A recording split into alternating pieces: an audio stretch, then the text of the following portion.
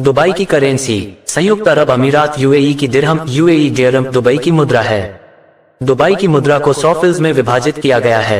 Dubai की मुद्रा अमेरिकी डॉलर से जुड़ा हुआ है और दुनिया की सबसे स्थिर मुद्राओं में से एक दुबई की मुद्रा को माना जाता है। एक उदाहरण के तौर पर भारतीय रुपये और दुबई के पैसे को बदल ले तो आज की तारीख 18 फरवरी 2023 में दुबई का एक दिरहम भारत के करीब 22.53 रुपये के बराबर होता है। दुबई को दुनिया में बेस्ट टूरिज्म स्पॉट बनाने की कवायद। इसके बाद दुबई ने खुद को एक टूरिज्म स्पॉट बनाने की तरफ ध्यान दिया। संयुक्त अरब अमीरात में स्थित दुबई पिछले 2 दशकों में दुनिया के टॉप टूरिस्ट डेस्टिनेशन में से एक बन गया है और 1990 के दशक की शुरुआत में एक मेजर टूरिज्म साइट के रूप में दुबई का डेवलपमेंट तब शुरू हुआ जब सरकार ने इकोनॉमिक डेवलपमेंट के लिए 21 सेक्टर के रूप में टूरिज्म इंडस्ट्री पर ध्यान केंद्रित करने का स्ट्रैटेजिक डिसीजन लिया।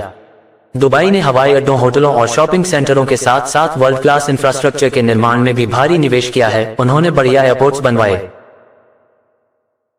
दुबई में मनोरंजन के साधनों की स्थापना, बर्ज खलीफा और बर्ज अल अरब जैसे बिल्डिंग्स बनवाई जिनका दुनिया भर में नाम। इसके अलावा इन लोगों को दुबई में एंजॉय करवाने के लिए भी कई इंतजाम किए गए। क्या आप जानते हैं कि रेगिस्तान होने के बावजूद भी आप चाहे तो दुबई में बर्फ पर स्कीइंग का मजा ले सकते हैं, जिसमें रेगिस्तानी सफारी, सैंड बोर्डिंग और टिब्बा कोसाना शामिल है। सिटी स्कीइंग, सर्फिंग और स्कूबा डाइविंग जैसी वाटर बेस्ड एक्टिविटीज की एक रेंज भी ऑफर करता है। दुबई ने कई वर्ल्ड क्लास गोल्फ कोर्स, घुड़दौड़ रेसिंग ट्रैक और स्पोर्ट्स फैसिलिटीज के साथ स्पोर्ट्स टूरिज्म में भी जरूरी निवेश किया, जिसमें दुबई विश्व कप भी शामिल है जो दुनिया की सबसे अमीर घुड़दौड़ में से एक है। भारत जैसे बड़े देश में लॉकडाउन से पहले 1.8 करोड़ टूरिस्ट 2019 में आए थे, जबकि दुबई में संख्या 1.7 करोड़ की थी।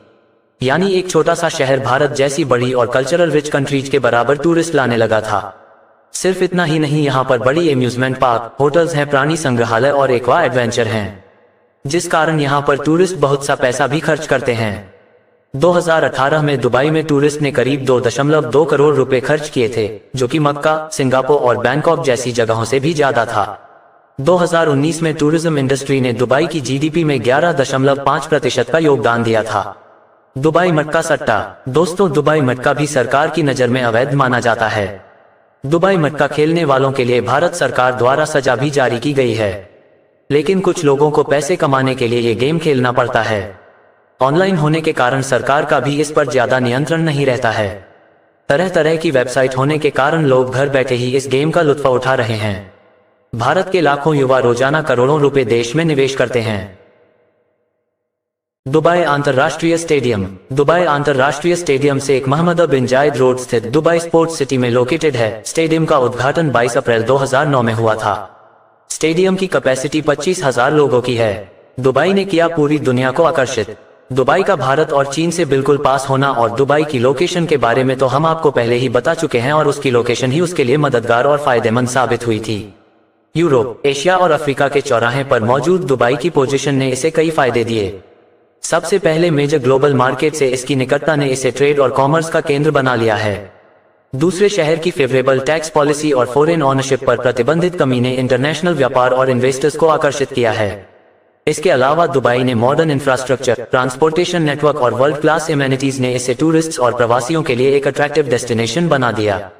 इन सेक्टर्स ने दुबई को खुद बिजनेस, टूरिज्म और इनोवेशन के लिए एक मेजर ग्लोबल सेंटर के रूप में स्टैब्लिश करने में मदद की है, जिसने इसके आर्थिक विकास और समृद्धि में योगदान दिया है। दुबई की भारत और चीन की करीबी ने उसे पहले से 2 से 3 मिलियन लोगों के करीब ला दिया था और इसके अलावा वह अफ्रीका और यूरोप से भी ज्यादा दूर नहीं है, जिस वजह से वह आज दुनिया की 2/3 जनसंख्या के बीच में है। दुबई ने पछाड़ा मिडिल ईस्ट के देशों को डेवलपमेंट में। तो अब अगर हम दुबई की कहानी को फिर से याद करेंगे तो हम पाएंगे कि दुबई को मालूम था कि उसके पास तेल तो है, लेकिन उसके पास काफी ज्यादा तेल नहीं है।